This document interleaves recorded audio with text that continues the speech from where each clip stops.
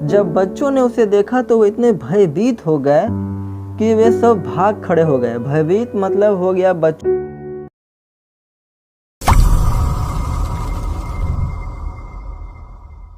Hello बच्चों, कैसे हो आप सब?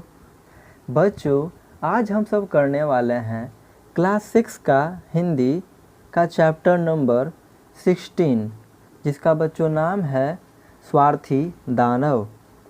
बच्चों, ये कहानी है एक स्वार्थी दानव की। तो चलिए हम लोग कहानी को शुरू करते हैं।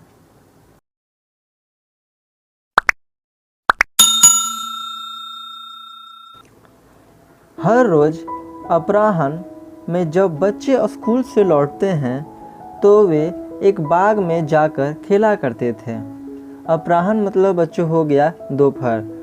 तो क्या हर रोज़ दोपहर में जब बच्चे स्कूल से लौटते तो वे एक बाग में जाकर खेला करते थे। मुलायम हरी घास से भरा हुआ एक विशाल सुंदर बाग था। जहाँ तहाँ घास के ऊपर तारों की तरह सुंदर फूल खिले थे। वहाँ 12 सतालू के पेड़ थे जो वसंत के समय लाल और मोती की तरह चमकीली कोमल कलियों से भर जाते। शरद काल में फलों से लदे रहते। पेड़ों पर बैठे पंछी इतने मधुर स्वर में गाते कि बच्चे खेलना छोड़कर उनका संगीत सुनने लगते। हम सब यहाँ कितने खुश हैं, वे एक दूसरे से जोर जोर से कहते। लेकिन यह बाग एक दानव का था।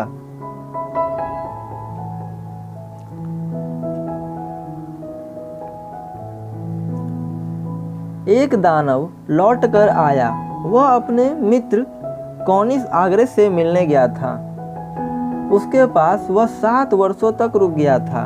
जब वह लौटा तो उसने देखा कि बच्चे बाग में खेल रहे हैं। मेरा बाग है, मेरा बाग है, कोई भी इस बात को समझ सकता है।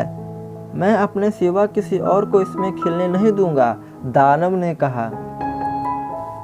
इसलिए उसने बाग के चारों तरफ ऊंची दीवार खड़ी कर दी और एक सूचना पट टांग दिया। अनधिकार प्रवेश करने वालों को सजा मिलेगी। मतलब कि बिना किसी से परमिशन अंदर जाने वालों को सजा देगा कौन? दानव। वह एक बहुत स्वार्थी दानव था। बेचारे बच्चों को खेलने के लिए अब कोई जगह नहीं रही। उन लोगों ने सड़क पर खेलना चाहा, लेकिन सड़क धूल और कंकड़ों से भरी पड़ी थी। कंकड़ों मतलब हो गया पत्थर, छोटा मोटा पत्थर बच्चों। वे ऊंची दीवारों के चारों ओर घूमते और अंदर के सुंदर बाग की चर्चा करते। हम लोग वहां कितने खुश थे, वे एक दूसरे से कहते। कौन? बच्चे सब कह रहे थे अपने आपस में।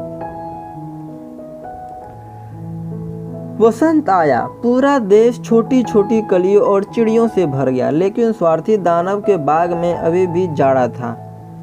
बच्चों के कहीं नहीं रहने के कारण न पंछी वहां के गीत गाते और न पेड़ पे फूल लगे थे। सिर्फ बर्फ और तुषार ही खुश थे। बर्फ ने अपनी लंबी उजली चादर से घास को ढक दिया और तुषार ने भी सभी पेड़ों को उजले रंग से रंग दिया। चलिए आगे हम लोग देखते हैं। देखो बच्चों, ये है स्वार्थी दानव जो अपने घर से अपने बगीचों को देख रहा है। वसंत का मौसम आ गया था, फिर भी पेड़ों पर बर्फ जमा हुआ है।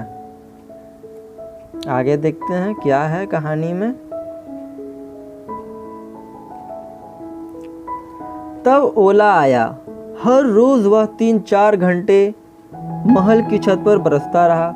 उसने सारे कपड़े तोड़ डाले। इस तरह वह बाग में दौड़ लगाता रहता।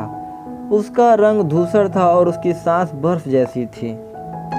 समझ में नहीं आता वसंत आने में विलंब क्यों कर रहा है। खिड़की के पास बैठकर ठंडे उजले बाग पर नजर दौड़ाते हुए स्वार्थी दानव ने कहा, मुझे उम्मीद है कि मौसम बदलेगा।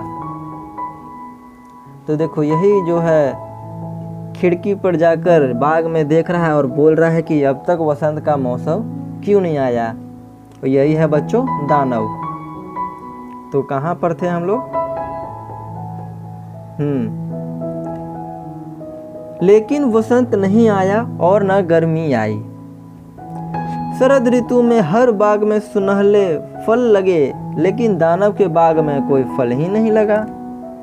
वहाँ हमेशा जाड़ा रहता और उत्तरी हवा ओले और तुषार पेड़ों के आसपास मंडराते रहते। एक सुबह जब दानव अपने बिस्तर पर पड़ा था, उसने एक बहुत सुंदर संगीत सुना।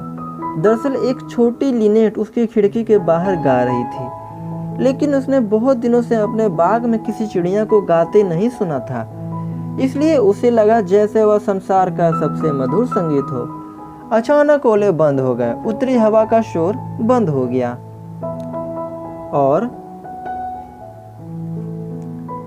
और खिड़की खुली से एक मधुर सुगंध आने लगी। मुझे लगता है आखिर वसंत आ गया, दानव ने कहा। वह अपने बिस्तर से उछल पड़ा और बाहर देखने लगा। उसने एक अद्भुत दृश्य देखा। दीवार से एक छोटे छेद से बच्चे भीतर घुस आए थे और वे पेड़ों की डालियों पर बैठे थे। हर पेड़ पर एक छोटा बच्चा बैठा था। पेड़ों बच्चे को अपने बीच पाकर इतने खुश थे कि वे कलियों की लदा लद गए थे और बच्चों के सिर पर अपनी बाहों को धीरे धीरे हिला रहे थे। चिड़िया उड़ रही थी और खुशी से गा रही थी। फूल हर घास से निकल निकल कर मुस्कुरा रहे थे। देखो यही सब है। वह बहुत ही मनोरम दृश्य था, लेकिन बाग के एक कोने में अभी भी जाड़ा था। वह बाग का सबसे दूर वाला भाग था। वहाँ एक छोटा लड़का खड़ा था। वह इतना छोटा था कि वह पेड़ की टहनियों को छू नहीं पा रहा था। वह फूट फूट कर रोता हुआ चारों ओर घूम रहा था। बेचारा पेड़ अभी भी बर्फ और तुषार से ढका था। उत्तरी हवा उसके ऊपर से गुजर रही थी, मतलब कि जा रही थी। गरज रही थी मतलब कि जा रही थी, उसके आसपास से गुजर रही थी। चढ़ो छोटे बच्चे, पेड़ ने कहा। उसने अपनी डालियों को यथासंभव नीचे झुका लिया, लेकिन बच्चा बहुत छोटा था। देखो ये फोटो देखो, बच्चे सब पेड़ की डाली पर चढ़कर मस्ती कर रहे हैं। आप सब भी करते होंगे।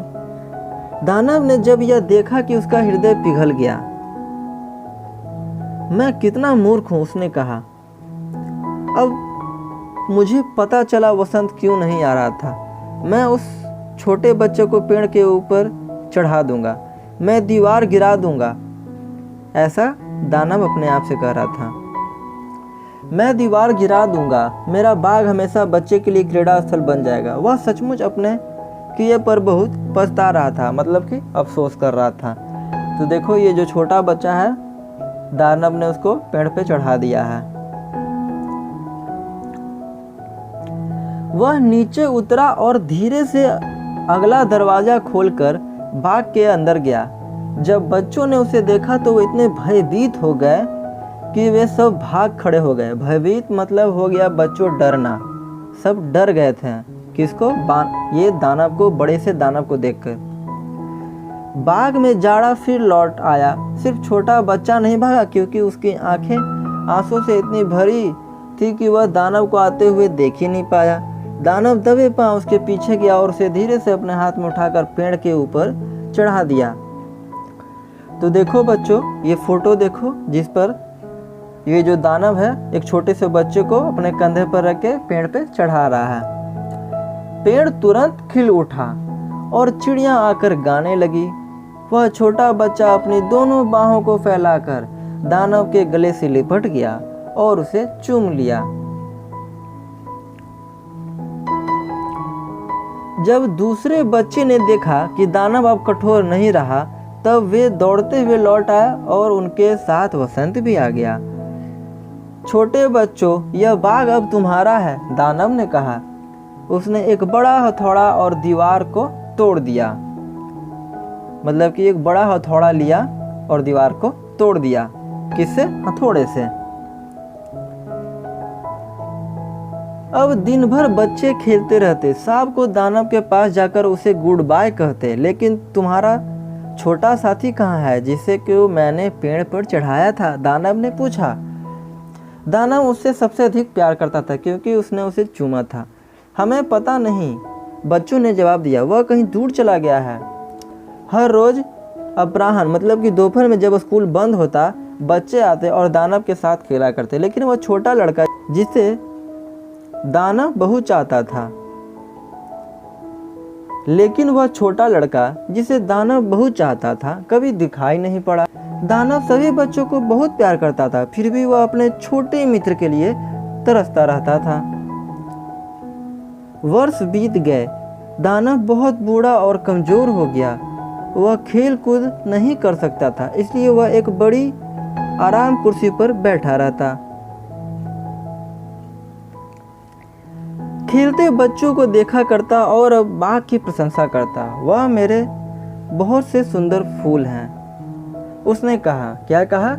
मेरे बहुत से सुंदर फूल हैं, उसने कहा। लेकिन बच्चे सब सुंदर फूल हैं। मतलब कि वो अपने बाग की प्रशंसा कर रहा है, बोल रहा है कि मेरे पास बहुत से सुंदर फूल हैं, लेकिन बच्चे सबसे सुंदर फूल हैं। मतलब कि फूल से भी सुंदर बच्चे हैं, है ना, जो हमेशा खुश रहते हैं। एक दिन जाड़े की शाम को जब वह कपड़े पहन रहा था, कौन? दानव, उसने खिड़की से बाहर देखा। अचानक वह आश्चर्य से अपनी आंखें मीचने लगा और एकटक देखता रहा। सचमुच वह एक अद्भुत दृश्य था। बाग के सबसे अंतिम कोने में एक पेड़ सुंदर उजली कलियों से लदा, क्या था? उजली सुंदर कलियों से लदा हुआ था। उसकी डालियां सुनहली थीं और उसने चांदी की तरह उजले फल लटक रहे थे। कहाँ पर? तो पेड़ पे। उसके नीचे वही छोटा बच्चा खड़ा था जिसे वह बहुत प्यार करता था। आनंद से विह्वल दानव दौड़ता हुआ सीढ़ियों से उतरा और बाग में गया। वह घास को पार कर उस बालक के पास गया, लेकिन जब वह उसे बिल्कुल करीब पहुंचा तो अवाक रह गया, क्योंकि वह लड़का घायल था। उसके हथेलियों और पैरों पर दो दो कांटे के निशान थे। किसने तुम्हें घायल किया है? दानव ने चिल्लाकर पूछा। बताओ मुझे, ताकि अपनी बड़ी तलवार से उसे दो टुक कर दूं। नहीं, बालक ने जवाब दिया, यह प्रेम के घाव हैं। तुम कौन हो? दानव ने पूछा और एक विचित्र भय ने उसे घेर लिया। वह उस छोटे बालक के सामने घुटने के बल झुक गया। बालक दानव पर प्यार से मुस्कुराया और उससे कहा, तुम मुझे एक बार अपने बाग में खेलने दो। चूंकि तुमने मुझे अपने बाग में खेलने दिया है, इसलिए अब तुम मेरे बाग में खेलोगे जो स्वर्ग में है। ये कौन बोल रहा है? बालक बोल रहा है। क्या बोल रहा है?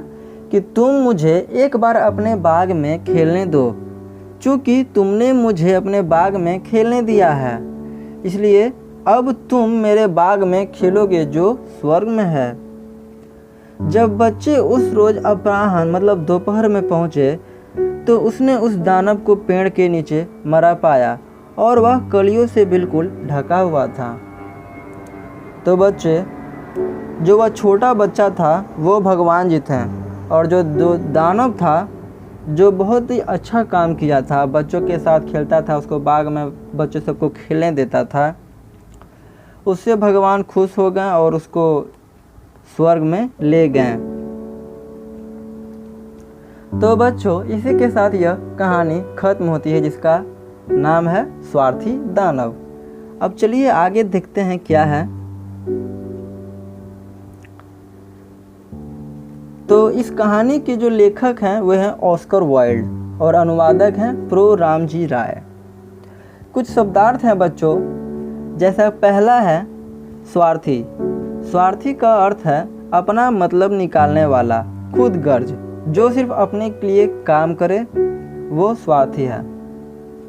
क्या? जो सिर्फ अपने के लिए काम करे, जो या अपने मतलब निकालने वाला हो, वो स्वार्थी होता है। तुषार, तुषार मतलब होता है पाला। मनोरम, मनोरम मतलब होता है बच्चों सुंदर। अपराह्न, अपराह्न दोपहर के बाद तीसरा पहर। विह्वल मतलब अशांत, व्याकुल, द्रवित। तो बच्चों ये शब्दार्थ हुए इस कविता के। अब बच्चों आगे क्या है? तो आगे है प्रश्न अवयव पार्ट से।